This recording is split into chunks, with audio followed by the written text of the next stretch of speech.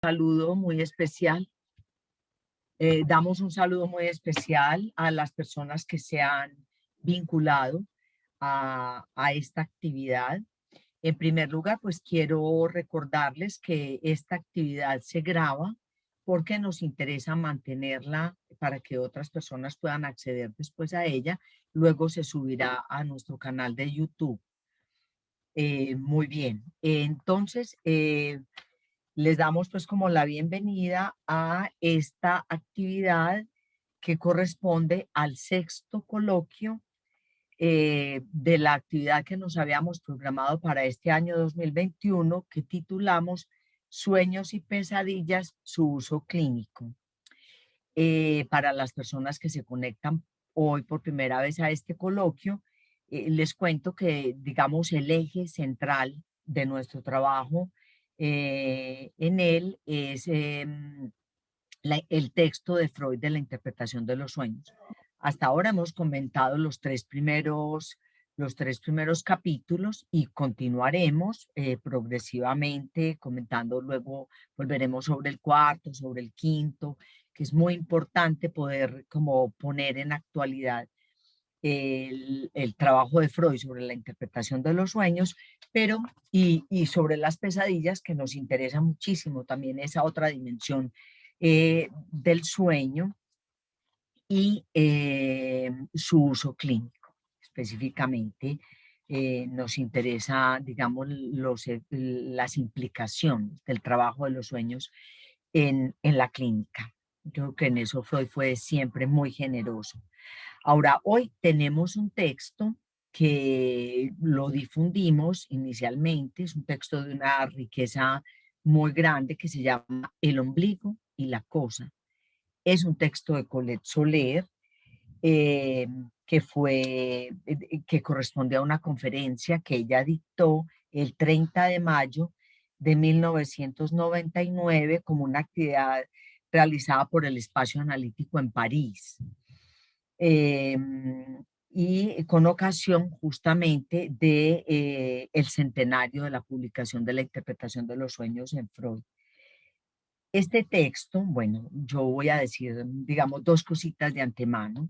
Ella lo plantea, inicialmente lo introduce diciendo los dos términos que escogí, que son el ombligo y la cosa, reenvían a los dos nombres acoplados en la historia.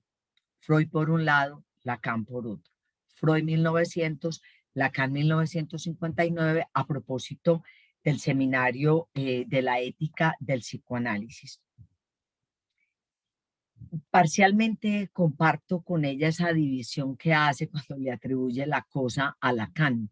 Es verdad que Lacan le da en el seminario de la ética a la cosa, cosa con mayúscula, como un estatuto muy importante para dar cuenta de lo que en ese momento Lacan puede nombrar como un real no representable, pero estructurante en el núcleo del inconsciente.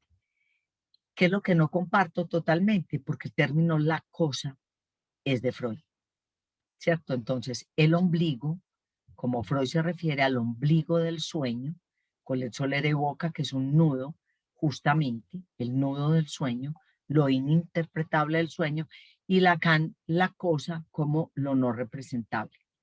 O sea que vamos a abordar la teoría de los sueños con este texto en un movimiento. Me parece que la doctora Colette Soler nos va a permitir hacer un movimiento del inconsciente, su manifestación en los sueños, del inconsciente estructurado como un lenguaje, articulado como cadena significante en Freud al inconsciente real. Y allí creo que viene muy bien, ella introduce de una manera muy importante la dimensión de la pesadilla. Es tan interesante ese movimiento que ella inclusive se pregunta en un momento si uno podría decir que el movimiento del análisis sería del sueño a la pesadilla. En todo caso, que sin duda un análisis tiene, dice, ella lo dice así en la página 4, ojalá hayan tenido oportunidad de leerlo porque eso nos va a permitir un debate al final. Ella dice, bueno, muchas preguntas se plantean a partir de allí, ¿cierto? Que ella nos va a hacer ese movimiento de Freud a Lacan, A partir de allí, en primer lugar, haría falta para que el análisis no sea un sueño, que sea una pesadilla. Una pregunta muy interesante, provocadora, diría yo. Lo que se constata de hecho es que un análisis no se hace nunca sin conducir al sujeto a sus pesadillas. Es decir, yo creo que un análisis no se considera un verdadero análisis si no toca lo real. ¿Cierto? Que yo creo que de alguna manera sería con Freud el ombligo, lo no representable, lo no interpretable, el punto de límite de interpretación de un sueño, de que no es producción de sentido hacia el infinito, sin tocar lo real. Bueno, muchas cosas, pero no soy yo la que las tengo que decir. Tenemos tres colegas del Foro de Bogotá que nos traen efectivamente su reflexión sobre el mismo texto. Entonces, vamos a presentar, hay tres colegas del Foro de Bogotá, ustedes lo leyeron en el afiche de presentación. Nixon Hincapié, miembro del Foro de Bogotá, eh, Sebastián Báquiro, miembro del Foro de Bogotá, y finalmente Gloria Gómez, AME de la Escuela Internacional de los Foros y miembro del Foro de Bogotá. Ellos se repartieron el texto y nos van a ayudar pues como a recorrerlo un poco de la siguiente manera. Nixon es el primero que va a hablar. Nixon se ha propuesto como una definición inicial de lo que es el sueño y una repartición que es muy interesante que Colette Soler hace en el texto, que es el sueño visto desde el soñante, desde el analizante para nuestro caso, y visto desde el analista, y un poco avanzar como hacia esa dimensión del ombligo, el ombligo del sueño según Freud. En segundo lugar, vendrá Sebastián Báquiro, quien va a trabajar un poquito más, va a pasar hacia la dimensión de Das Ding, como lo que es irrepresentable, y el sueño, el trabajo del sueño como una tentativa de aportar una representación. Bueno, yo solamente anuncio un poco cuál es la perspectiva que ellos van a tratar. Y en tercer lugar, Gloria Gómez va a presentar, creo que va como hacia la dimensión del sueño en lo real, el sueño, su relación con la pesadilla y específicamente una pesadilla muy interesante que Colette Soler trabaja en el texto, que es un sueño de Primo Levi. Bueno, entonces, muchísimas gracias pues también a los tres colegas del foro que decidieron aceptar esta apuesta. Vamos a tratar de que sea un poco más coloquial, más conversado, discutir el texto. Entonces, en primer lugar, pues le doy la palabra a Nixon Hincapié. Nixon, adelante y muchas gracias pues por aceptar esta invitación. Bueno, adelante Nixon. Bueno, buenos días para todos. Gracias, Clara, por la presentación. Buenos días para los compañeros también de sala y para todos los que están acá presentes. De esta manera damos inicio a nuestro coloquio, como lo estaba comentando Clara el día de hoy. Este sexto coloquio, titulado Sueños y Pesadillas, su uso clínico, en el cual vamos a compartir el texto de Colette Soler, que lleva por nombre El ombligo y la cosa. A lo largo de este año hemos venido trabajando sobre la interpretación de los sueños, bien lo mencionaba Clara hace un rato, brindando aristas desde la perspectiva freudiana y lacaniana. Hoy trataremos de anudar algunas de estas ideas que nos trae Colette Soler en relación a los sueños.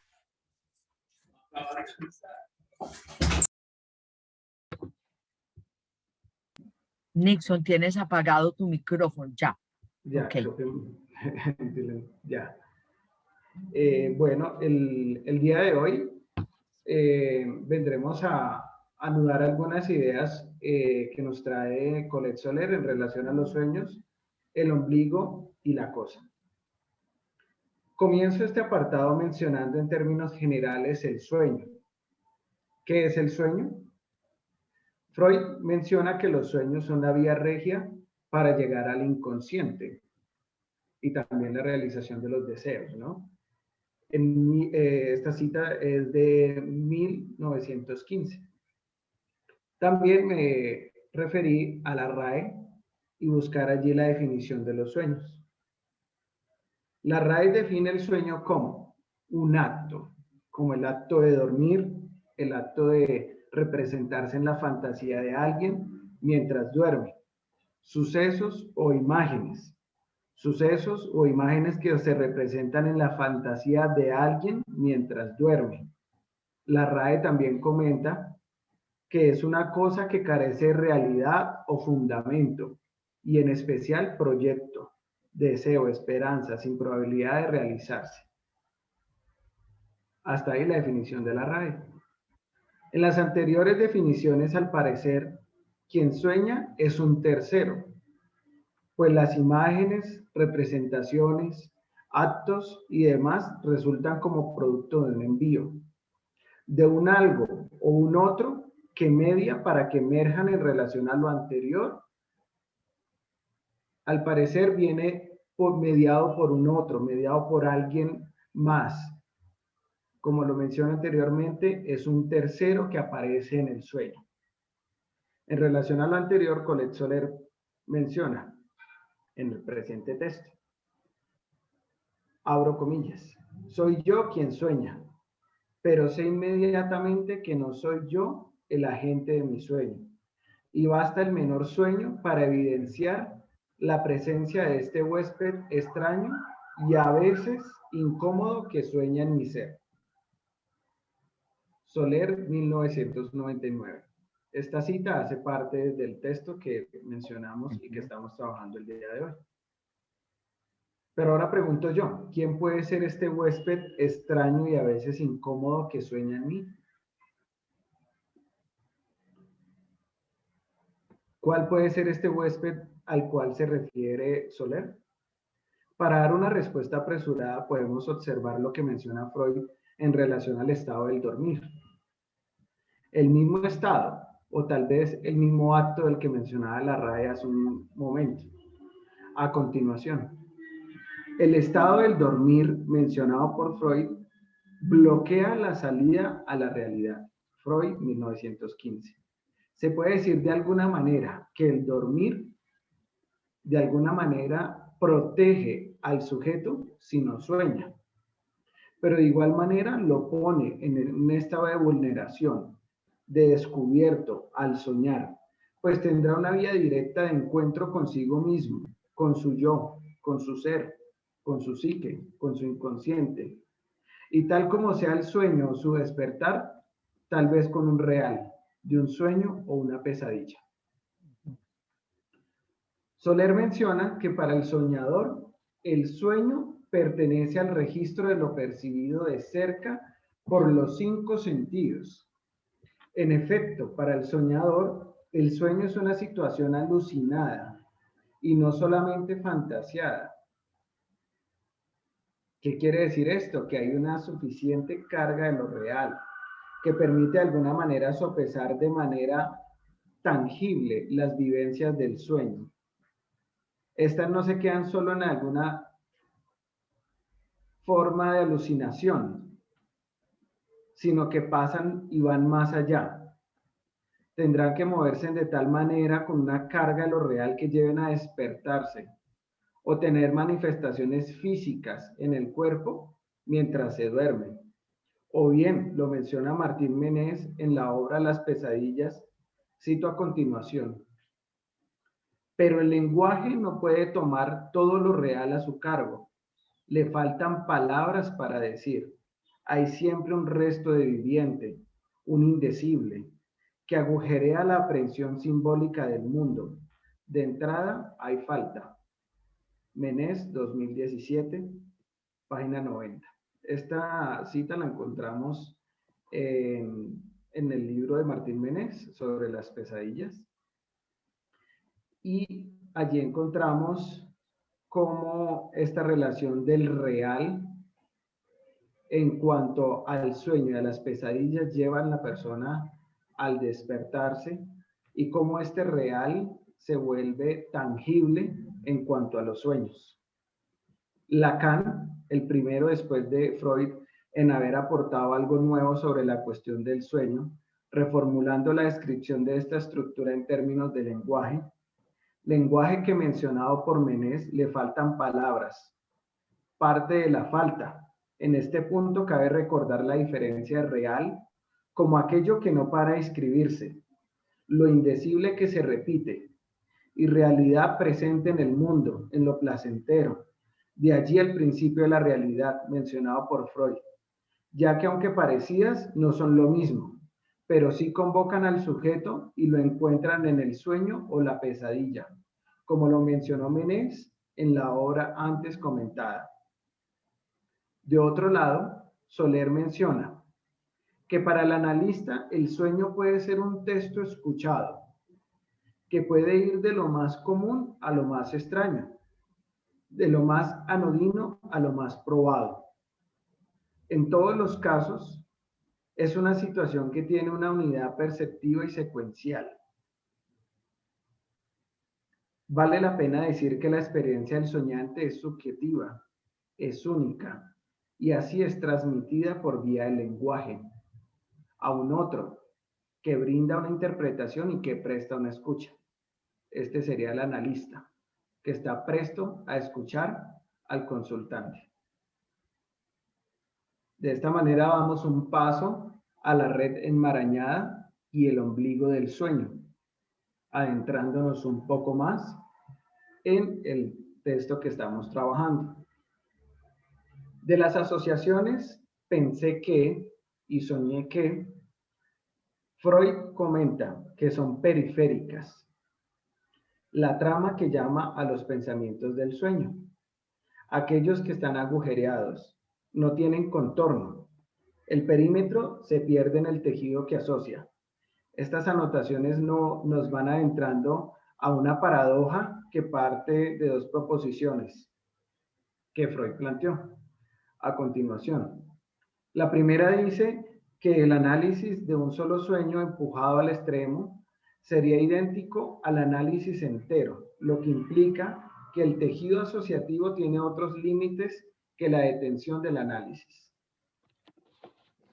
La segunda, que todos los sueños de un análisis son equivalentes a un solo sueño, sobreentendido en el que se dice un solo deseo, aquella como una realización de deseo.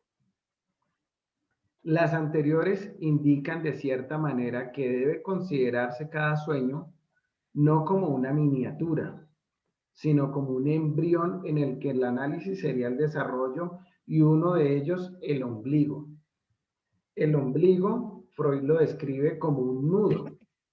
El término está allí, en el que se detiene y se insertan los pensamientos del sueño, excepto por el hecho en el que en punto del récord de lo desconocido, escrito con una mayúscula, centro de vacío, homólogo en el sueño, el agujero de la represión originaria. Este se nombra como ombligo, se sienta entonces en lo no conocido, en un no real que no es no tangible y refiere a un punto donde la trama del sueño no se clausura, no se cierra, aún continúa el agujero, hay una falta y la circunferencia no tiene consecuencia. La red enmarañada no tiene continuidad, permanece abierta. De esta manera, vemos cómo el ombligo del sueño empieza de alguna manera a tejerse la maraña allí. Y es en donde la falta de la circunferencia, la falta de cerrarse el ciclo, es lo que nos va a ir mostrando cómo el ombligo y la red enmarañada de la cual Freud nos viene a hablar, es allí en donde empieza con este nudo que él mismo le llama al nudo y al ombligo, la red enmarañada, y de lo cual seguiremos hablando, y hasta este momento hago la apreciación, con lo cual continuaremos ya en el segundo paso. Muchas gracias. Muchas gracias a ti, Nixon, por tu presentación. Bueno, no dije algo sobre la metodología de trabajo al comienzo, pero me parece que la mejor manera es que escuchamos las tres presentaciones y luego pasamos a hacer el debate. ¿De acuerdo? Bueno, Nixon, muchísimas gracias. Bien, entonces doy la palabra a Sebastián Báquiro con tu presentación. Sebastián, prende tu micrófono. Ok, listo. Ok, buenos días a todos y todas. Bueno, espero que estén muy bien. Siempre es un placer, eh, pues, hacer parte de los eventos del foro. Bueno, como bien lo decía Clara al principio, pues, de lo que yo voy a tratar tiene que ver con Das Ding, con la cosa y con el ombligo. Eh, bueno, entonces podemos decir que el ombligo del sueño representa precisamente lo desconocido, ¿no? Lo que es imposible de abordar y la ausencia pensamiento, de pensamiento. Lacan lo pone en el seminario 11 como el pensamiento, por acá lo tengo, el pensamiento, un pensamiento adecuado en tanto que el pensamiento siempre evita en el nivel en el que estamos la misma cosa, ¿no? Esto es importante para un poco más adelante en lo que voy a decir. Entonces, no hay un pensamiento adecuado, nos dice Lacan en el seminario 11. Eh, y esto lo desarrolla cuando está hablando sobre la repetición, pues en este seminario, ¿no? Apuntando a algo muy importante, perdón, estoy un poco lastimado de la garganta, apuntando a algo muy importante, que es que toda la historia del descubrimiento freudiano de la repetición tiene que ver con la relación entre el pensamiento y lo real. ¿M? Esto es importante. Él dice que, claro, al principio, pues andaba la cuestión de la repetición, pero pues ya luego no tanto, ¿no? Entonces, el ombligo y la cosa, das Ding, la cosa en mayúscula aquí es claro porque nosotros tenemos un inconveniente en español, y es que nosotros no diferenciamos, como el alemán, dos tipos de cosas. Diferenciamos las cosas de los objetos, si se quiere, pero para nosotros todas las cosas son iguales. El alemán nos dice que hay das Ding y que hay die Sache. Entonces, digamos que das Ding es lo importante, que es nuestra cosa con mayúscula. Entonces, esto lo desarrolla Lacan en el seminario 7 sobre la ética, ¿no? Entonces, bueno, la cuestión más importante sobre esto que es Das Ding y sobre esto que Freud llamó el ombligo, tiene que ver con que hay una imposibilidad de carácter estructurante, para poder nombrarlos.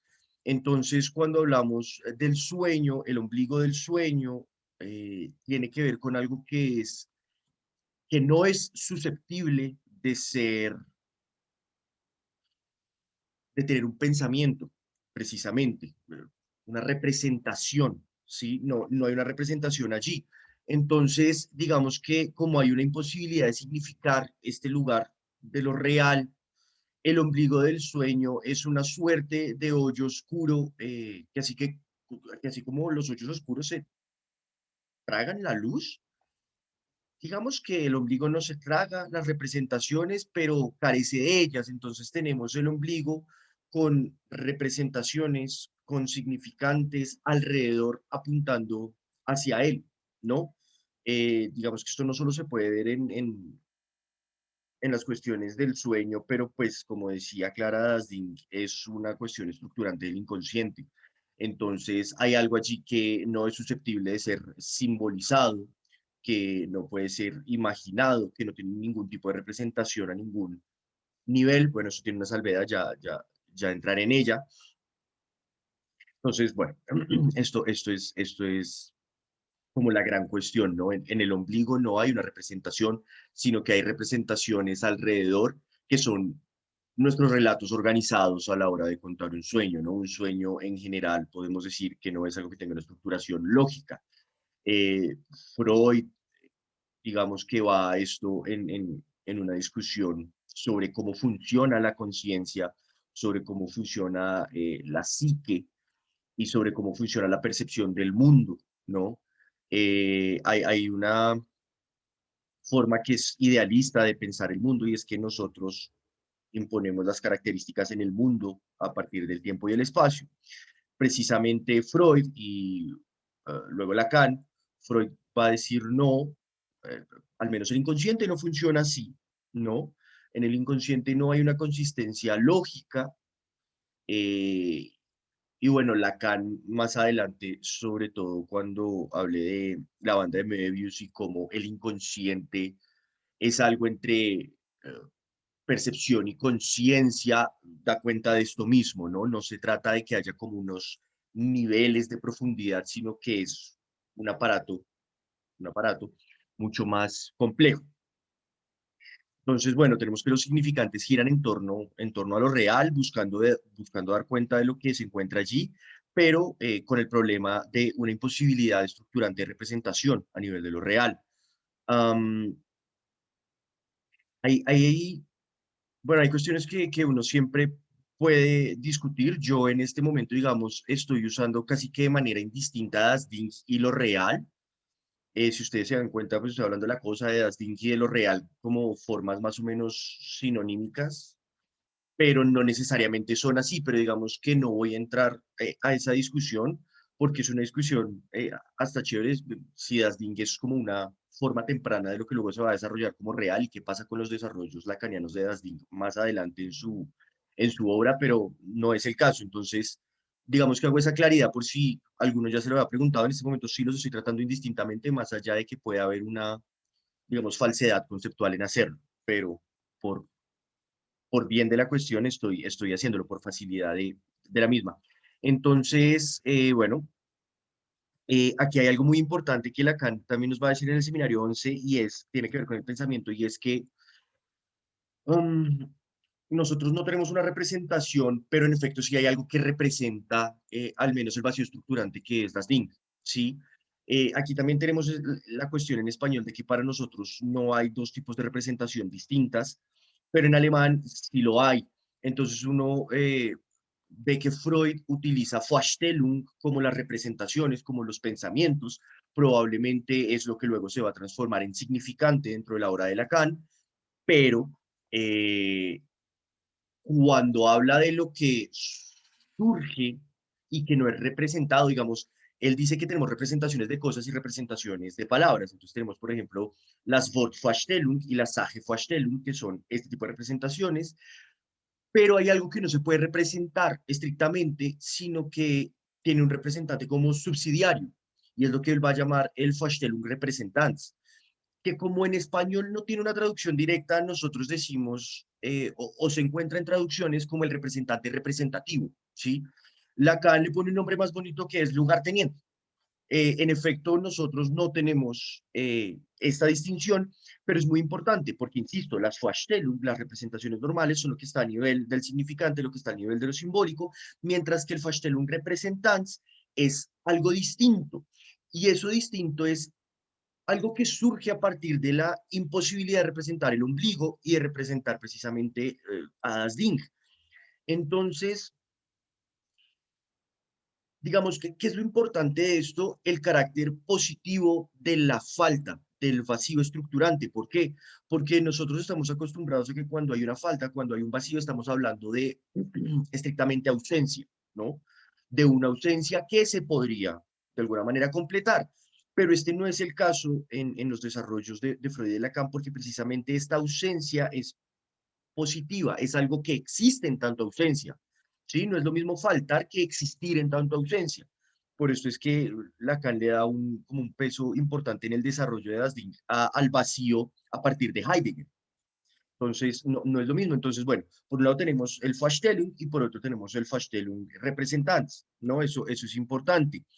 Entonces, eh, bueno, aquí hay una cuestión que también tiene que ver, y por eso empezaba con la repetición, con que precisamente la repetición es algo que muestra el carácter de Das Ding, el ombligo. Cabe decir que tanto Freud como Lacan tuvieron desarrollos largos, importantes en torno a lo que es la repetición, ¿no? Freud habla de la repetición en, uy, se me olvidó el nombre del texto, repetir, reelaborar, me Y olvidó el nombre del texto, recordar, y y recordar. recordar. Gracias, Gloria. Así es. Y después de mucho, y aquí lo ponía en términos de un acting out, ¿no? De actuar, de poner de manifiesto como físicamente algo, que luego vino a transformarse en más allá del principio del placer y con la pulsión de muerte, en algo mucho más primordial para la experiencia humana. A Lacan le pasa algo muy similar, ¿no? Cabe recordar que él, por ejemplo, los escritos los abre con la carta robada, en la cual la repetición está a nivel de la red significante, de los pensamientos, del principio del placer, precisamente como Freud lo ponía al principio, y que luego esta repetición aquí en el seminario 11 se nos va a volver una cuestión que nada tiene que ver con los significantes, sino que tiene que ver es con lo real. Eso es muy importante, ¿no? Porque los dos más o menos empiezan, pues cada uno con sus herramientas, ¿no? Las herramientas lingüísticas de Lacan no son las herramientas biológico-físicas que utilizaba Freud en su época, pero cada uno con sus herramientas empieza como a tenerlo en términos de principio del placer, la repetición, la reproducción, es el automatismo, y luego se dan cuenta que no, precisamente. Y esto es importante porque precisamente la repetición tiene que ver con lo real y con el problema de significar, ¿sí? De precisamente que no hay una forma de representar algo. Entonces, cuando tanto Freud como Lacan se encuentran con este problema, tienen que reformular qué es la repetición y separarlo de la reproducción. Sí, eso es muy importante. La reproducción es algo que tiene que ver con la red de significantes. Entonces yo, no sé, yo puedo pensar en cuestiones que han pasado antes, así no lo revivo estrictamente, pero yo puedo pensar en términos de, de representaciones, ¿no? Incluso puedo llamar ciertos afectos cuando lo hago. Si pienso en un momento de mi vida en el cual tuve vergüenza por algo que hice, voy a sentir algo de vergüenza. No hay una identidad entre lo que siento y lo que recuerdo, pero por ahí va la cuestión. Tiene que ver con mi experiencia y la configuración significante que yo le doy a mi experiencia. Por otro lado, está el vacío estructurante y esto en el seminario 11 tiene nombre propio, ¿no? Que es la psique y el automatón. La psique se instala como trauma. La psique es, para quienes no lo sepan, psique y automatón vienen de Aristóteles y son formas de causa que no se encuadran dentro de las cuatro causas de Aristóteles. Entonces, tienen que ver con una suerte de azar, una suerte de causas que no tienen que ver precisamente con estructuras, sino no son causalidades, sino casualidades, digámoslo así de alguna manera. Entonces, la psique es un encuentro que rompe, ¿sí? Es un trauma, por eso cuando Freud encuentra la repetición, la encuentra por medio de la repetición de sueños traumáticos. Hay algo ahí que no están dando, hay algo ahí que no están dando, o más bien que anda y que anda mucho. ¿M? Entonces, la psique es lo que da una suerte de acceso a lo real, de acceso, ¿no? Hay una ruptura, Lacan lo pone en términos de evanescencia, ¿no? Hay una evanescencia de algo que aparece, pero que se retrae, que se esconde de nuevo, ¿sí? Eh, y eso Tíquico nos da cuenta de un real que no podemos significar. Por ejemplo, si en este momento empezara a temblar, mi reacción sería salir a correr. Bueno, probablemente no tendría que rescatar al perrito, pero mi punto es, saldría a correr con mi perrito y me haría en el parque y tendría mucho miedo. Hay una experiencia ahí de irrupción de la naturaleza que rompe con mi cotidianidad, que rompe con lo que estoy haciendo en este momento y que seguro en un par de horas, si todo está bien, voy a poder elaborar de alguna forma a través de las palabras, racionalizarlo. Yo sentí miedo y actué de esta forma y no sé qué, voy a empezar a cubrirlo de significantes, voy a empezar a tratar de representarlo, pero sin embargo no voy a poder llegar al tuétano de la irrupción de lo real, que es encontrarme al filo de la muerte o con la inminente naturaleza y su poder que me recuerda que soy ínfimo dentro del universo, ¿sí? Hay cosas que nosotros no podemos representar, qué tan pequeños somos en el universo, o la muerte, que es una experiencia límite de la constitución humana. Entonces, de eso se trata. Tenemos significantes, tenemos el automatón que se instala y que trata de dar cuenta y que, por supuesto, tiene fenómenos que dan cuenta de la cadena, como por ejemplo la reproducción, el viraquea o el reproducir son propios del automatón, son propios de la cadena, pero por otro lado tenemos eventualidades que nada tienen que ver con eso. Lacan, precisamente cuando habla de esto, va al límite de lo que es la muerte, con el sueño del padre no es que arduo. ¿Qué se encuentra este padre cuando está en este sueño con el niño? Si no lo tienen claro, el sueño es eh, un padre que sueña, están velando a su hijo y deja a un señor de edad cuidando el ataúd, se sienta en una silla y se queda dormido, y mientras está dormido, su hijo lo coge del brazo y le dice, padre, ¿acaso no ves que ardo? Y bueno, es que el cajón estaba incendiándose porque el señor de edad que lo estaba cuidando, pues fracasó terriblemente en su tarea. Entonces, Lacan, cuando trae a colación este sueño, dice, aquí lo que nos estamos encontrando es algo imposible, algo imposible. Por un lado, por supuesto que estamos configurando el sueño alrededor de lo que está sucediendo, porque pues hay una noción acá de yo configuro la realidad a través de ciertas percepciones y por esto es que Lacan va a separar lo que es lo real de la realidad, ¿no? Pero cuando yo llego a lo real, hay algo ahí que no puedo atrapar, que no, o sea, no puedo atrapar la muerte de mi hijo, ¿sí? No puedo atrapar su pedido de ayuda, no, no, hay algo ahí que simplemente desgarra de entrada y que tiene que ver con la muerte. Entonces, eso es un despertar a lo real. Por supuesto, el principio del placer hace que, pues, despertemos, ¿no? Eh, Cuando la realidad ya no está tan chévere, pues nos volvemos a dormir. El problema es cuando ni el principio del placer despiertos ni el principio del placer dormidos funciona muy bien, sino que se vuelve un real insostenible. Pero bueno, esta es como la cuestión importante del principio del placer, cómo juega y cómo juega la repetición y las experiencias que no se pueden representar. Ahora bien, dentro del sueño, y como lo decía Nixon, pues aquí en este texto Colette Soler nos dice, pone cierto énfasis en un punto del texto en decir, bueno, el que sueña, ¿quién es el que sueña, no? ¿Cómo se sueña? Estas cuestiones son importantes. ¿Por qué? Porque es que el sueño no, como decía antes, no es algo lógico, no tiene un relato lógico, pero nosotros al contarlo tratamos de darle lógica.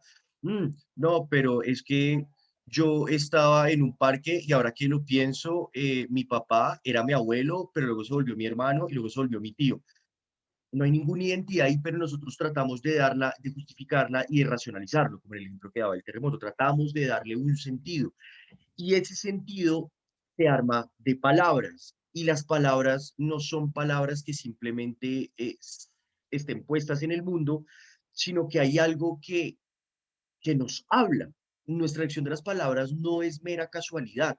Nuestra elección de las palabras tiene que ver con nosotros mismos y es allí donde está la importancia de la interpretación del sueño. Siempre que yo llego a estos temas, pienso en el último capítulo del Ulises de James Joyce, eh, que, que es un capítulo sin puntuación. Es un capítulo sin puntuación. De hecho, en la Universidad Nacional, en alguna clase, vi que una vez uno de los trabajos que ponía un profesor era, sacaba copia y le daba a cada estudiante el capítulo y cada uno lo puntuaba. Y no había dos puntuaciones iguales, más allá de que se supiera o no puntuar, de que uno se sepa las normas ortográficas. Eh, todos captamos sentidos distintos a partir de puntuar.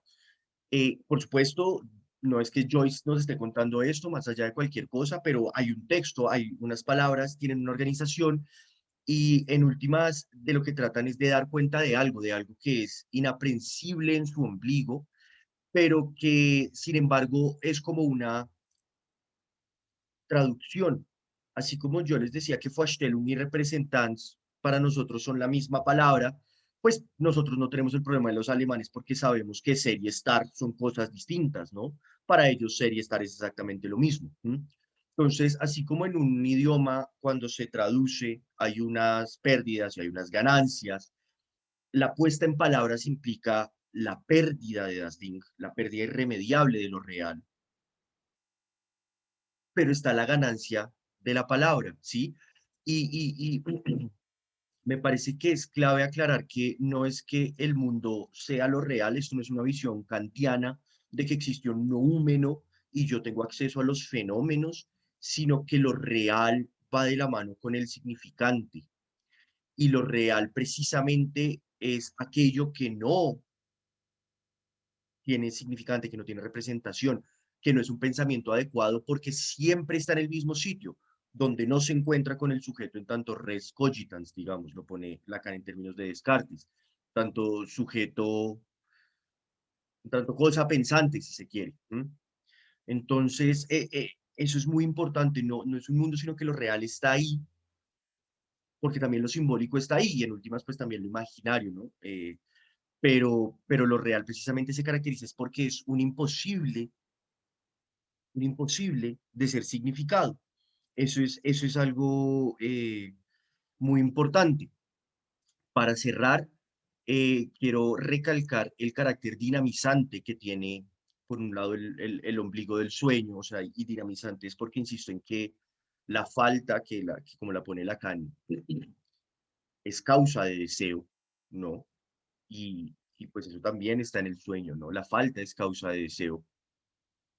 Y eso es importante porque Freud y Lacan se encontraron todo el tiempo con paradojas, ¿no? Y nos ponían ejemplos muy bonitos. Hay dos ejemplos de Freud, uno que es el de los salmones, creo que son salmones, que tienen que volver para desovar donde nacieron y simplemente, me ha parecido siempre un ejemplo bonito porque se trata de estar siempre en el límite de la muerte, es decir, en el límite de lo que nos hace como, pues, humanos, nuestra conciencia sobre que en algún momento podemos morir, así no tengamos representación de la muerte, pero que a pesar de esa muerte hay una vida, ¿sí? Hay una vida más allá del desove de no sé qué, y que precisamente la vida se trata de la aventura de vivir, de ir, pero de volver, ¿sí? Nosotros vamos y volvemos. Me parece el punto de esta anécdota. Y otra que jamás he entendido y que de hecho siempre sale a flote cuando hablamos de estos temas y en más de una ocasión pues, le he dicho a Gloria, y es, Freud pone un ejemplo sobre una mujer cuyos tres esposos en distintos tiempos han muerto. Y yo siempre que vuelvo, leo y leo, pienso, no entiendo a qué va Freud con esto, no lo entiendo. Y después de mucho pensarlo, creo que es que no hay que entenderlo. Se trata precisamente de la pérdida que se asume en un lenguaje que no es capaz de presentar toda la experiencia. No sé qué quiso decir Freud, pero en todo caso parece que para el punto de la repetición, para el punto de lo real, para el punto del ombligo, no es necesario.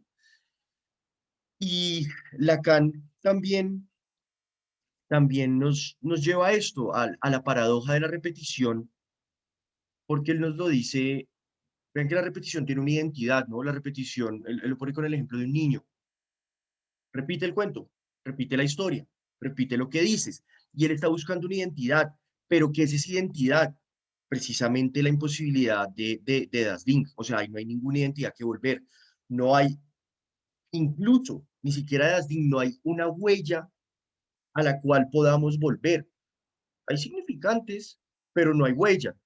Entonces, ese intento de estar ahí todo el tiempo en la identidad es un fracaso, pero al mismo tiempo Lacan muestra el carácter absolutamente paradójico que es, a pesar de que queremos una identidad, la repetición necesita de algo nuevo, siempre necesita de algo nuevo. ¿Y cuál es el problema de necesitar algo nuevo? Precisamente que si yo no puedo atrapar, o sí, hay una imposibilidad estructural de atrapar esto, lo nuevo siempre va a ser eso que me falta. Siempre necesito algo nuevo porque nunca lo puedo atrapar, nunca lo puedo terminar de asumir. Este es el punto del ombligo y bueno, de Das Ding. Bueno, muchas gracias. Bueno, Sebastián, muchísimas gracias a ti. Quedan algunas inquietudes para pensar, me parece, En primer lugar, con tu pregunta sobre si Das Ding o la cosa en Lacan es un precursor de lo real. Creo que es una cosa que podríamos hablar ahora. Efectivamente, Lacan se sirve de la cosa en el seminario 7 que define la ética como una ética de lo real. Entonces, creo que no es muy forzada la apreciación que tú haces. Y bueno, al final quiero que volvamos sobre otro punto que acabas de decir. Dices, no hay huella, hay significantes, y yo creo, yo le apostaría a lo contrario. Es decir, hay huella, no hay significantes. Y de eso es de lo que se trataría, creo que lo que podríamos conversar. Bien, y nuestra tercera presentación de hoy está a cargo de nuestra colega Gloria Gómez. Como les había dicho al comienzo, ella va a trabajar como la parte del texto de Colette Soler, pues más o menos hacia el final, en el que trabaja las pesadillas y específicamente eh, la de Primo Levi. Gloria, muchísimas gracias pues también por apostarle a este trabajo y bueno, te escuchamos. Bueno, muchas gracias. Sí, entonces, pues enviamos a los que se inscribieron en la conferencia del ombligo y la cosa de Colette Soler con la idea cuando se inscribieron, con la idea de que tuvieran la ocasión de leerla. Si hay alguien de los que está presente que no tiene el texto, pues nos lo puede hacer saber y se lo podemos reenviar, porque en efecto es un texto que tiene muchos elementos pues, para abordar este asunto. Y bueno, al final entonces de esa conferencia, Soler termina haciendo un comentario de una pesadilla, bueno, que se enmarca dentro de un texto, de un relato de Primo Levi, y que tiene una característica muy singular, pues que es lo que yo quisiera como traer. Enseguida voy a compartir la pantalla, Jamie, que está en el correo del foro. Creo que me habilitaste. Sí, ya estás habilitada, Gloria. Ok, sí, listo. Entonces voy aquí a proceder a compartir. ¿Yo qué hice? ¿Una estupidez? No. Ahí están, ¿cierto? ¿Están viendo mi pantalla ustedes? Sí, voy a ampliarla. ¿Me confirman, cierto? Sí, ahí se ve. La vemos. Sí, ahí Ok, está. bueno, ahí está. Perfecto. Muy bien. Entonces, pues empiezo con una foto de Primo Levi y lo he titulado El sueño, pues, de Primo Levi.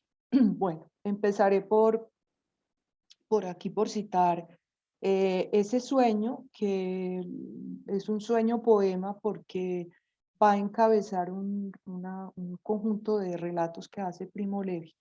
Entonces, ¿qué sueño se trata? Y fíjense que tiene una estructura pues de poética, ¿no? Lo leo.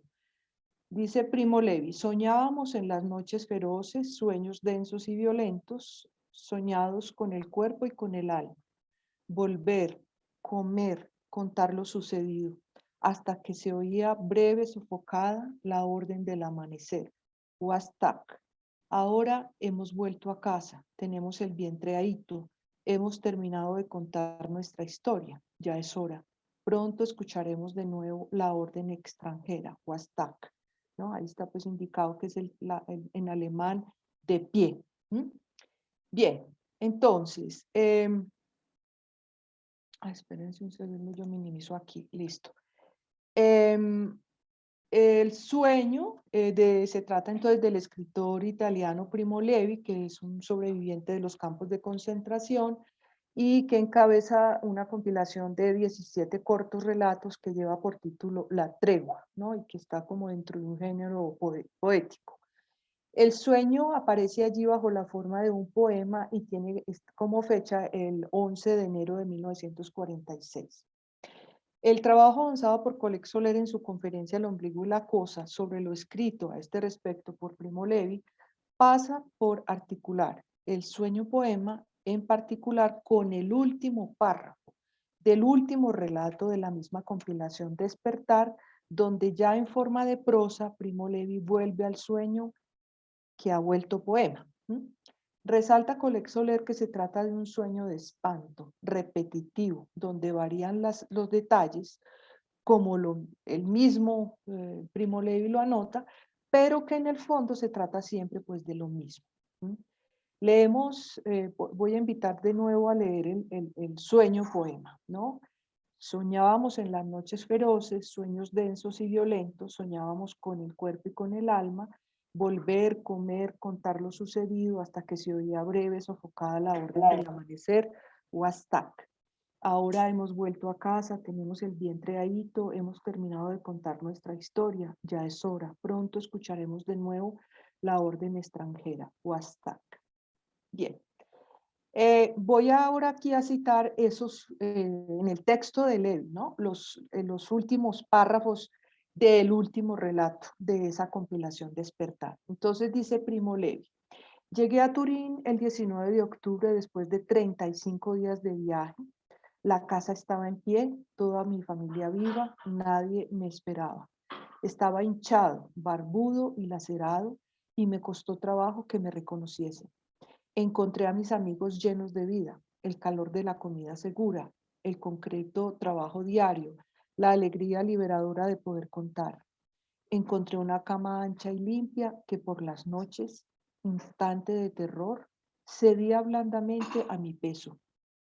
Pero solo después de muchos meses fue desapareciendo mi costumbre de andar con la mirada fija en el suelo, como buscando algo que comer o meterme en el bolsillo apresuradamente para cambiarla por pan. Y no ha dejado de visitarme a intervalos, unas veces espaciados y otras continuas, un sueño lleno de espanto. Es un sueño que está dentro de otro sueño, distinto en los detalles, idéntico en la sustancia. Estoy a la mesa con mi familia, o sea, este es el sueño dentro del sueño, ¿no? Estoy a la mesa con mi familia o con mis amigos o trabajando o en una campiña verde. Es un ambiente plácido y distendido, aparentemente lejos de toda tensión y de todo dolor. Y sin embargo, experimento una angustia sutil y profunda, la sensación definitiva de una amenaza que se aproxima. Hago aquí un comentario, fíjense que esa última parte pues es el estilo relato de lo que él ha encabezado bajo la forma que pues yo he llamado ese sueño poema. Sigue diciendo Primo Levi. Y efectivamente, al ir avanzando el sueño, poco a poco, brutalmente, cada vez de modo diferente, todo cae y se deshace a mi alrededor. El decorado, las paredes, la gente. Y la angustia se hace más intensa y más precisa. Todo se ha vuelto un caos. Estoy solo en el centro de una nada gris y turbia. Y precisamente sé lo que ello quiere decir. Y también sé lo que he sabido siempre. Estoy otra vez en el Lager, ¿no? En alemán es el almacén. Y nada de lo que había fuera del Lager era verdad. El resto era una vacación breve, un engaño de los sentidos, un sueño. La familia, la naturaleza, las flores, la casa. Ahora, este sueño interior al otro, el sueño de paz, se ha terminado. Y en el sueño exterior que prosigue gélido, oigo sonar una voz muy conocida, una sola palabra, que no es imperiosa sino breve y dicha en voz baja. Es la orden del amanecer en Auschwitz y una palabra extranjera temida y esperada, a levantarse. Huastac. Bien, voy aquí a traer dos comentarios de los que hace pues Soler a propósito de este relato. Dice ella, la cito, dice: vemos allí el fenómeno conocido de un sueño dentro del sueño, índice según Lacan de lo más real en el sueño. Hasta ahí, digamos, la citación. No, perdón, hay una comilla que sobra. No, ella sigue, reúne de manera asombrosa la terrible homología entre la realidad y el sueño que evocaba anteriormente. Más precisamente, muestra que cuando la pesadilla pasa a lo real, aquí, aquel del campo, el sujeto se percata de que la realidad anterior era el sueño, mientras que lo verdadero de lo verdadero, que no es otro que lo real, es el campo y su horror. Hasta ahí el comentario de Colette Soler. Entonces, sigo yo diciendo, el sueño de Primo Levi muestra entonces cómo la pesadilla, que en principio se produce mientras dormimos, ¿sí? En el caso de Primo Levi pasa a lo real del campo que está en la realidad, con lo que vamos viendo que el campo es pesadilla despierta, ¿sí? Estando despierto. Primo Levi se percata de que la realidad anterior y posterior al campo es el sueño y que lo más real es el campo de concentración con su horror. Comento este párrafo. Aquí hay una lógica completamente distinta a la que habitualmente pues estamos acostumbrados, y es que la pesadilla se produce estando dormidos, y que el despertar de la pesadilla, que siempre la caracteriza, viene como un pare, como un fin de la pesadilla para entrar en la realidad, ¿no es cierto? Entonces, aquí pasa todo lo contrario. Es que la realidad es el campo, ¿no? La realidad es el real del campo. Entonces, voy como, bueno, soltando aquí ideas. Sigo con mi comentario. Todo lo contrario, cuando despertamos, digo yo aquí entonces, de una pesadilla, la expresión no era más que un sueño, pues que es bastante recurrente, sirve de tránsito del horror que se asoma en la pesadilla hacia la realidad despierta, que nos reconforta. El no era más que un sueño ayuda a acomodarnos de nuevo en la realidad, que entonces puede ser pensada como un sueño reconfortante que permite seguir durmiendo acunados al ritmo de la homeostasis del principio del placer, del discurso común.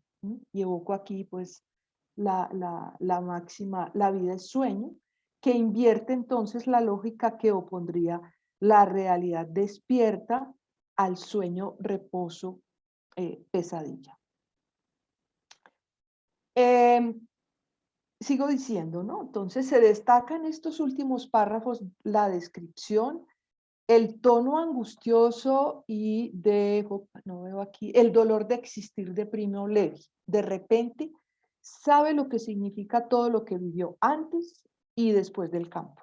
Y sabe, dice él mismo, que siempre lo supo, que él está de nuevo en el campo y que nada de ese antes ni ese después es verdad, sino el campo. Fíjense que ahí está, que nada es verdad, o sea, que la realidad es el campo, no la supuesta realidad de todos nosotros, el resto, o en la lógica como el discurso común.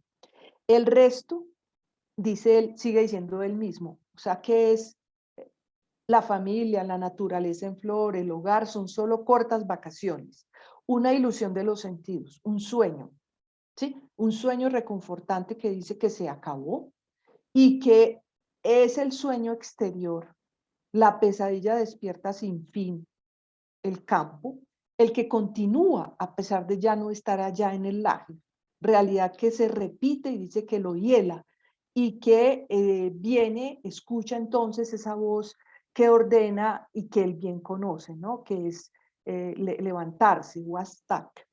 Colette Soler anota que en este comentario que realiza Primo Levi sobre su vivencia deja ver algo absolutamente singular al escritor. Ella lo llama su juicio, su posición frente a lo que le aconteció a él. Posición que Soler remarca no es igual en todos los traumatizados de los campos de concentración, como igual de otras vivencias. Entonces, digo yo, pues que está marcando una diferencia entre lo que serían los traumatismos para muchos y el trauma singular del sujeto. Y que es ahí, ese relato de Primo Levi nos muestra bien esa singularidad de ese trauma para él. Su posición, ¿a qué refiere? ¿Sí? Que solo el campo es verdad, que el resto es ilusión, ¿sí? Y que él sabe lo que todo esto significa. Y termino con este segundo comentario de Soler a propósito de esa palabra, ¿no? Del wastak. Comenta Soler, la cito, una orden que dice, de pie, merece algunas observaciones, porque vemos que aquí no es el homicidio, no se está refiriendo al homicidio solo del cuerpo o del alma, sino al imperativo implacable de vivir. Es lo que connota este término de pie, de vivir una vida a la cual no puede sustraerse por ningún sueño. Este término verdaderamente representa el látigo del verbo, la ley de la Scholang, que Lacan evoca justamente en su seminario 5. Algo se evoca allí de feroz y puro dolor de existir.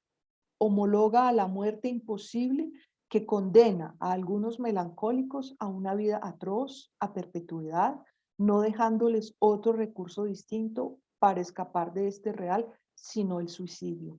Fue también la vida de Primo Levi, mártir de la pesadilla. Su sueño es en todo caso paradigmático de lo que es la pesadilla, una función de despertar atroz y que se impone en el sueño, incluso rechazando la satisfacción propia del sueño. Hasta ahí las palabras de Soler.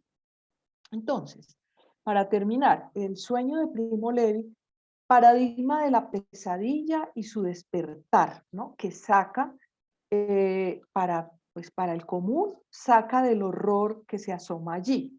En el caso de Primo Levi, no se logra dar ese paso, ¿sí? Solo era un sueño, ¿sí? Como para todos, del solo era un sueño, sino que se mantiene, quedando al lado, como siendo una ilusión, el apaciguamiento que reportaría el haber salido del campo de concentración, haber salido de la pesadilla con el despertar. Solo salir del horror que nombra la cosa y vuelve al sueño de la realidad. Entonces, por eso lo llama aquí, pues, Soler, que es mártir de la pesadilla. Y a propósito de ese neologismo de la Scholang, ¿no? Pues está hecho con la palabra Shoah, que recuerdo, pues remite al holocausto, a la persecución y la exterminación sistemática de los judíos europeos que se llevó a cabo en el ascenso, pues, del poder del nazismo desde el 33 y hasta finalizar la Segunda Guerra Mundial en el 45. Entonces tendríamos la Shoah para todos, ¿no? Para los judíos europeos, y la ley de la Scholang, ¿no? Que es la lengua, ¿sí? Que es la singularidad de esta pesadilla que, pues, lo que nos enseña Primo Levi. Bien, voy a salir de mi pantalla para entonces volver con ustedes. Y bueno, ese era el comentario que yo tenía para hacer a propósito de la... Dale, dejar de compartir, Sí, Gloria. sí, espérate, que es que Disculpe. tengo aquí un enredo. Sí, ya me di cuenta que Es que lo dejar de sigo compartir. Sí, sí, pero no sé qué me pasó. Espérate un momentico, que Jamie, ¿tú le puedes ya. ayudar? Ok, No, ya. perfecto. Perfecto. Muy bien. Eso era lo que quería presentar.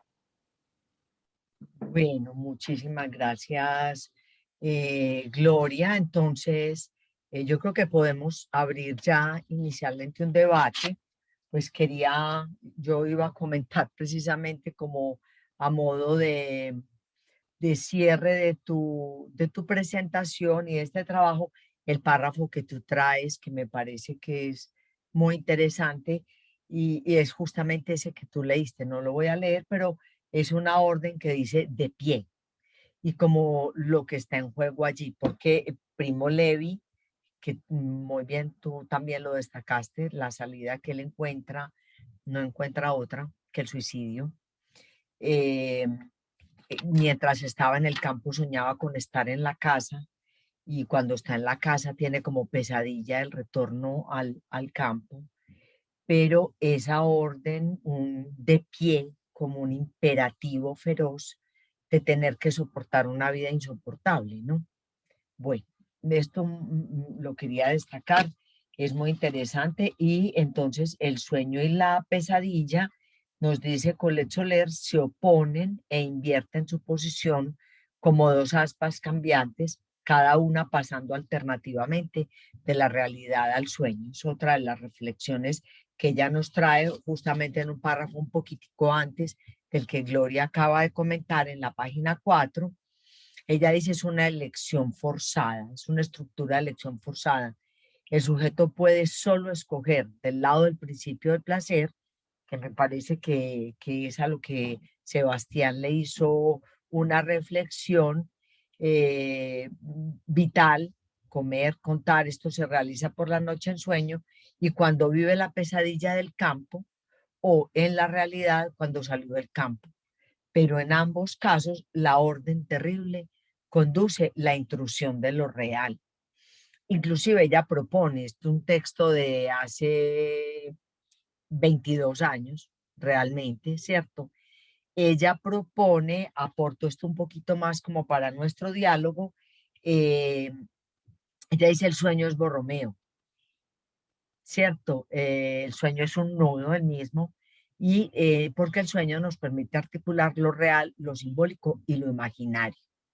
Y creo que la pesadilla tiene un déficit o una imposibilidad de tramitar la dimensión de lo simbólico y articular lo imaginario y lo real. Inclusive ella hace una pequeña propuesta que es entre el sueño y la pesadilla como los círculos de Euler y en la mitad esta orden. O sea, ese imperativo que se impone hace imposible la elaboración del sueño y lo empuja a la dimensión de la pesadilla. Que me da la idea de que esa elaboración que ella propone allí, ella dice, voy a arriesgar una hipótesis, ¿cierto? Bueno, al final arriesga otra, pero esa articulación borromea me parece como muy interesante. La borromea para el sueño y aquí la de este punto de intersección en donde ese significante como un imperativo de muerte, ¿cierto? Es un imperativo de vivir, termina siendo un imperativo de muerte, lo sitúa en la articulación entre el sueño y la pesadilla. Bueno, agradezco mucho a los tres la elaboración que han hecho y entonces abramos el debate. Si hay algunas personas que están interesadas en comentar, en preguntar, en ampliar algunas reflexiones, pues bienvenidos.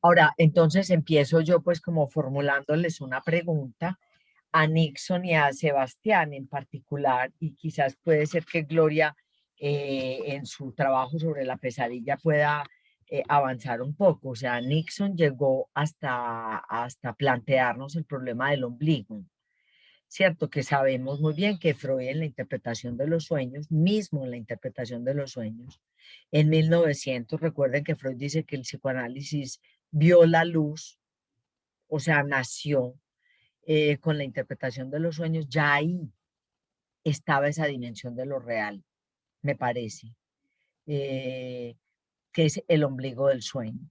Además, la metáfora realmente Colette Soler lo destaca aquí, yo lo he destacado en otros lugares, es un sueño, es un nudo, ¿cierto? Sabemos muy bien que el ombligo es un nudo, es el nudo que se le hace a cada sujeto en el momento del nacimiento, en el momento en que cortan su cordón umbilical con el otro. Entonces, no sé si ustedes dos pueden comentar un poco, porque Nixon llegó hasta desarrollarnos el tema del ombligo, como el ombligo del sueño, y Sebastián Adasding, que son los dos títulos, pues los dos significantes que Colette utiliza en el título de este texto. ustedes dos quieren cada uno ampliar o interrogarse en relación a eso, el ombligo y la cosa. Ampliar cada uno un poco su Bueno. presentación. Sí, adelante, Nixon. Bueno, yo quisiera regresar sobre el nudo borromeo, que era lo que mencionabas anteriormente, de que el sueño era esto precisamente, y de que el sueño es borromeo. Entonces, y hay otra parte que me pareció interesante, y es en la que menciona que el sueño es una formación de la mentalidad. Entonces menciona la mentalidad como un mixto entre lo imaginario y lo simbólico. Como lo mencionaba Lacan, de lo simbólico y lo imaginario, y a partir del nudo, ¿no? Entonces, lo imaginario, que se puede hacer la mediación entre el desenlace de las otras consistencias, y lo que va a llevar al nudo. ¿Qué nos lleva a pensar qué nos lleva a pensar esto? Y por eso me parecía chévere, porque digamos que de alguna manera llevar a darle como de cierta forma el estatuto de nudo Romeo al mismo sueño, pues es pensarlo de otra manera, ¿no? Porque es darle las tres formas, como lo imaginario, lo simbólico y lo real. Entonces, porque soñar no es solamente, como lo menciona Soler acá en el texto, no es solamente gozar de los signos con los cuales, lo cito textualmente, soñar no es gozar solamente de los signos con los cuales la lengua preside y con los cuales son ascendidos a lo real por la fijación, ficción del goce. Soñar es gozar de las ficciones de la mentalidad que el anudamiento del inconsciente con las imágenes del cuerpo genera. Entonces, es interesante ver cómo la mentalidad acá es tomada y tocada de otra manera, y cómo el nudo asocia también el sueño. Y esto también nos va a llevar pues al ombligo, y lo que estamos tratando de el ombligo y la cosa de este texto. Ver también cómo el texto que habíamos trabajado hace algunos meses de Martín Minés, de la pesadilla, también de alguna manera se va enlazando, se anuda con esto que estamos trabajando el día de hoy, porque vemos cómo esto es real, es como esto es la pesadilla. Hoy Gloria también nos mencionaba cómo la pesadilla no solo como la pesadilla que despierta, sino la pesadilla que está detrás del sueño, de que sí, me desperté y la pesadilla como un real que está ahí. Entonces, todas estas ideas se van ahí anudando, se van ahí colocando presentes. Y bueno, pues eso era lo que quería agregar, que me pareció demasiado interesante, cómo el sueño se vuelve borromeo. Pues al respecto, hay una cuestión importante en Lobo Romeo, y estaba viendo precisamente la parte final del texto de Soler, donde dice: podemos tratar de repensar la función de la pesadilla como una formación en la que el goce de la mentalidad, es decir, lo simbólico y lo imaginario, que es goce del sentido, siempre más o menos homeostático, está en jaque. Y ahí hay una cuestión, y es, ok, podemos pensar que precisamente el sueño se ubica como Borromeo, en tanto, pues, no hay sueño sin ombligo, ¿no? Evidentemente. No, pero lo simbólico y lo imaginario de alguna forma están allí. Ahora bien, si se pone en jaque esto de la mentalidad en una pesadilla, estamos hablando de, no sé, lo terrible de lo real que acoge y que lo simbólico y lo imaginario no alcanzan a significar, de algo que es imposible de apaciguar. O sea, en últimas lo simbólico apacigua, ¿no? Apacigua guerras y apacigua también, pues lo real que no podemos atrapar. Entonces, sí es una cuestión bastante, digamos,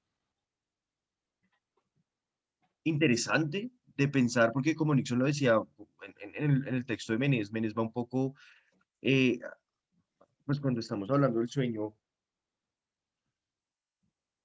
lo pensamos en unos términos en los que a veces es difícil separar el sueño de la pesadilla, que los separa.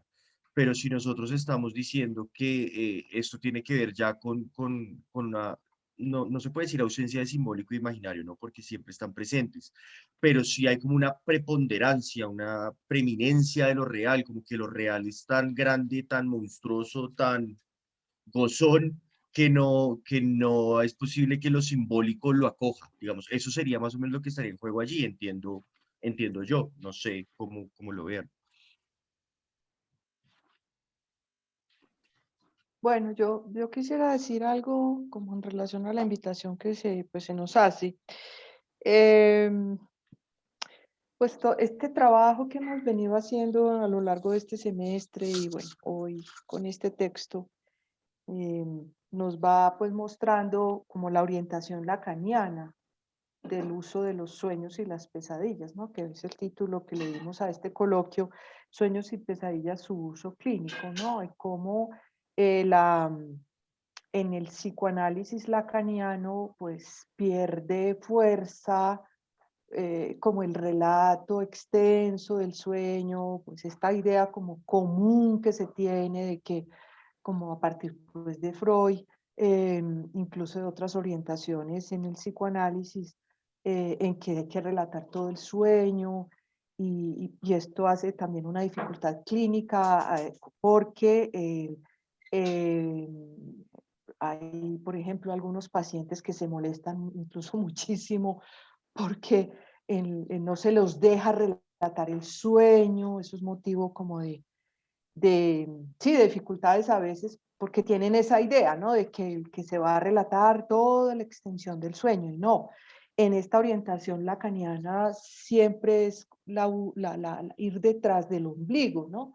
Detrás de este punto de real del sujeto que se asoma en el sueño de angustia y con toda la fuerza en la pesadilla que viene como a poner en jaque, ¿no? Lo que ustedes estaban comentando ahora, el jaque, la representación, la mentalidad. ¿Sí? Entonces, no, que quería como apuntar este asunto, como insistir en lo del uso clínico, ¿no? Y en la orientación lacaniana, que es muy distinto a la idea que se tiene e incluso de prácticas en otras orientaciones psicoanalíticas.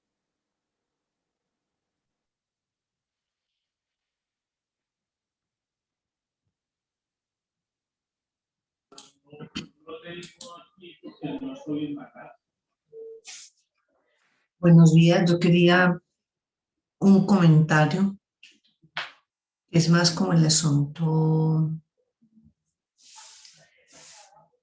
potenciador y metodológico del trabajo del día de hoy. Lo primero es decir,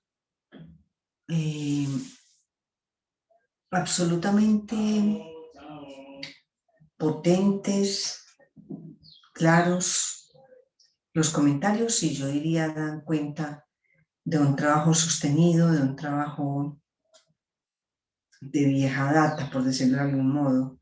Yo no tuve ni la ocasión ni la fortuna de conocer el material porque he estado un tanto centrada en otros asuntos de orden familiar y personal.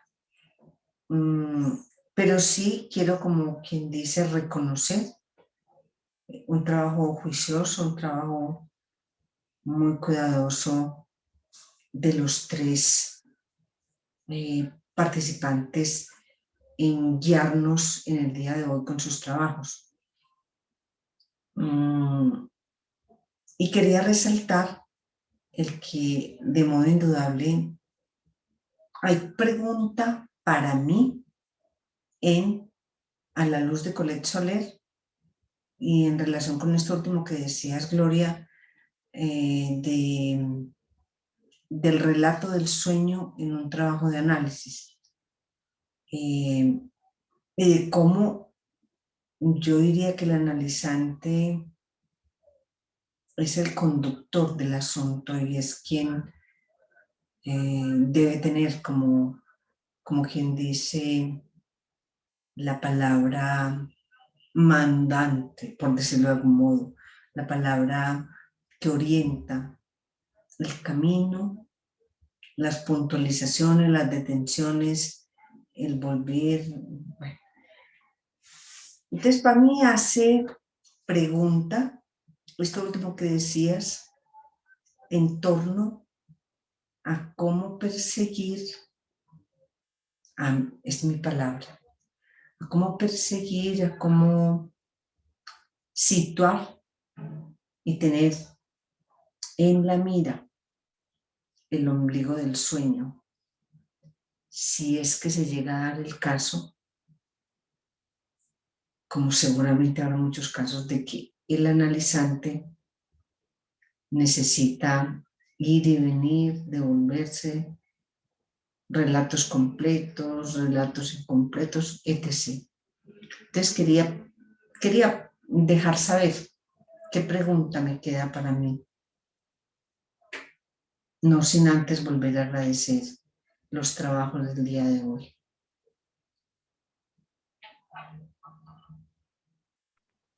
Gracias, Carmenza.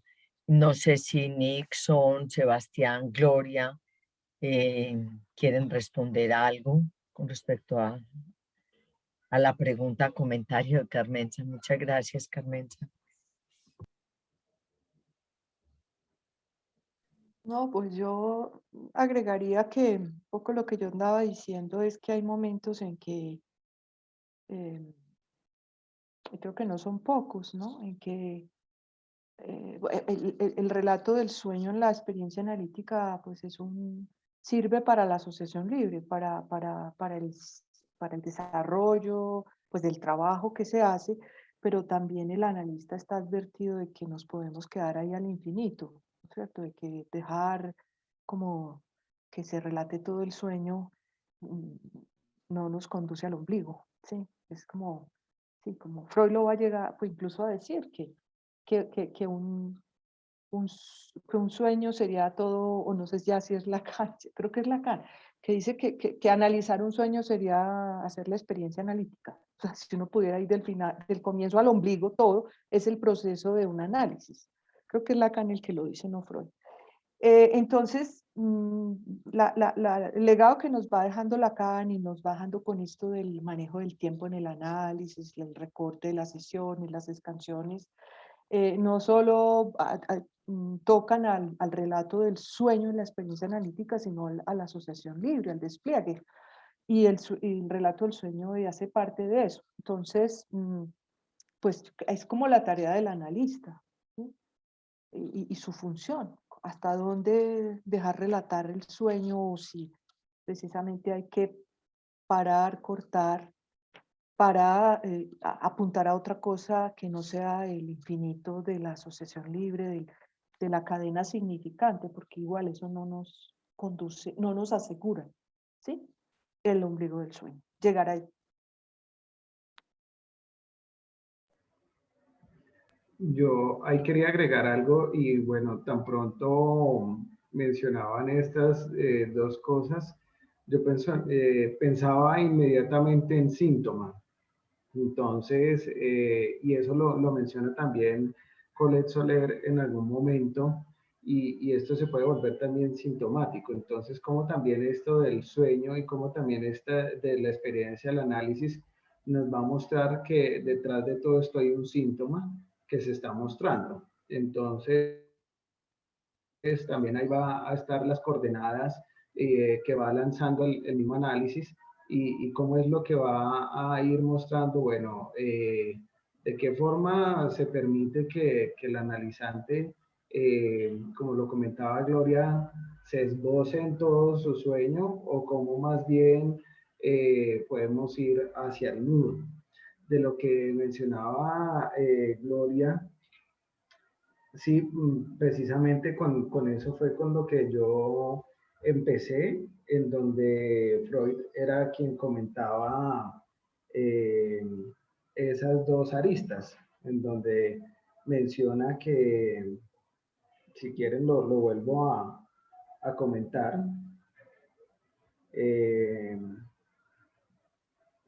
Me permito leer entonces. La primera dice que el análisis de un solo sueño empujado al extremo sería idéntico al análisis entero, lo que implica que el tejido asociativo tiene otros límites que la detención del análisis. La segunda, que todos los sueños de un análisis son equivalentes a un solo sueño. Sobreentendido en él que se dice un solo deseo. Entonces, lo que indicaría que cada sueño considerado como una miniatura. Y pues, como el embrión, ¿no? Que Eso. sería el desarrollo pues, de este ombligo del que estamos tratando. Claro, yo creo que ahí hay una diferencia, perdón, entre que sea una miniatura, como ser una pequeña pieza, y otra que sea el embrión. Inclusive se me ocurre pensar algo más, o sea, que hay sueños que tienen, voy a utilizar una expresión también biológica como las otras, como el ADN de la estructura del inconsciente para un sujeto. Es decir, que un solo sueño puede contener el programa del inconsciente de un sujeto. Yo creo que es así como se podría pensar, porque a veces los analizantes tienen la idea, o hemos tenido la idea de que hay varios tipos de sueño. Estos sueños que son como con relación a esto, estos que son en relación a esto. Hay uno que uno ha tenido muchas veces en la vida, ¿cierto? Y me parecen muy interesantes esos que uno ha tenido muchas, que es el sueño de la caída, por ejemplo, ¿cierto? Que es un sueño con un olor, que es un sueño con una sensación particular, o las pesadillas. Es decir, que yo creo que los que se repiten no son los de sentido, no son los que recuerdo un analizante que cada sueño se podía demorar las 2 horas de una película en el sentido de lo cinematográfico, del enjambre, de la multiplicación de los significantes y todas las gestas heroicas que se ponían en juego en el sueño. Otra cosa eran los que se aproximaban a esto que hemos llamado el ombligo, un punto, digamos, de enigma, casi de perplejidad para el sujeto que no sabe qué quiere decir eso, pero que lo inquieta, ¿cierto? Que no lo deja tener tranquilidad en el día. Los otros son, y entonces aquí yo quería como aportar un elemento que creo que no debemos dejar por fuera del texto, y es que, digamos, la interpretación de los sueños en Freud, que es la interpretación de la cadena significante. Ojo, yo creo que a veces somos injustos con Freud, porque el ombligo del sueño, lo ininterpretable del sueño, como lo decía ahorita, nace con el psicoanálisis mismo, ¿cierto? O sea, que el psicoanálisis nace con el embrión del inconsciente real también, de todas maneras, pero esa interpretación que produce nuevos significantes, etcétera, Colette Soler nos lo evoca allí en el texto, dice, es el ciframiento del inconsciente, pero dice, la cifra es el goce. Y yo no sé si ustedes recuerdan, pero hay un punto que lo estaba agregando a encontrar, yo creía que lo había señalado, que dice así, lo que es la página 4, ella dice, hay una heterogeneidad entre el significante y el goce. O sea que tomamos la vía del significante, o está la vía del corte de lo real, que es lo que apunta como a lo que hay de goce también en el sueño. Bueno, muy bien. Bueno, ¿algún otro comentario o les parece si vamos concluyendo?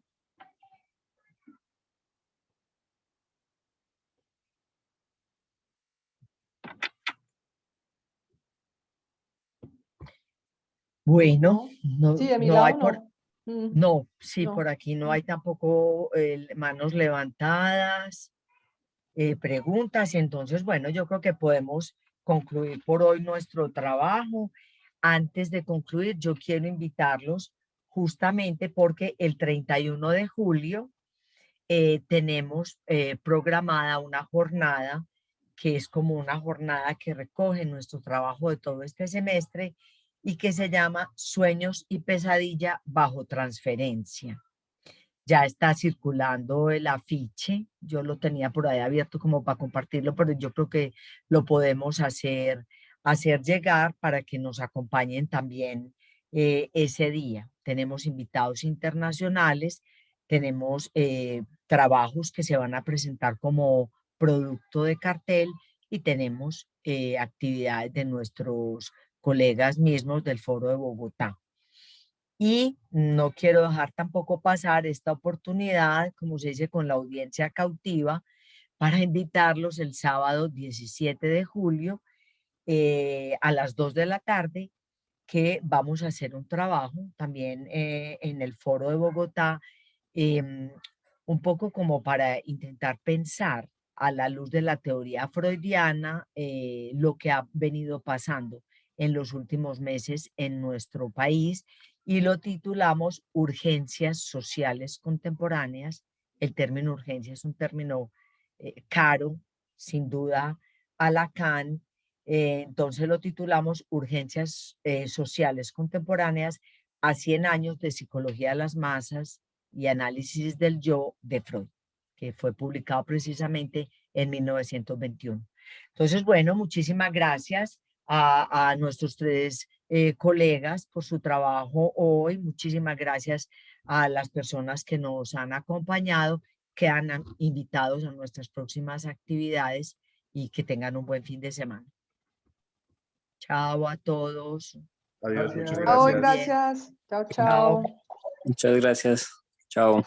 Cuídense mucho.